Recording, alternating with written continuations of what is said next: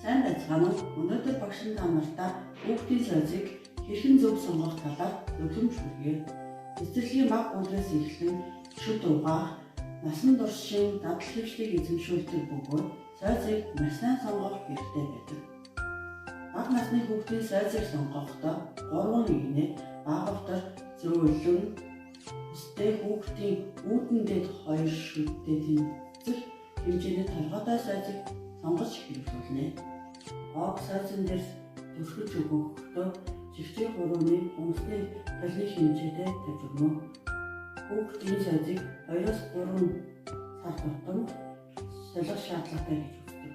Хүүхдүүд маань дөнгөж шүдээ угааж эхэлж байх үедээ буруу угааж сайжаа хазнаар урдан хугацаанд үсийг нь азаалгадаг учраас тухай хүүхдэд сольж өгч байх шаардлагатай.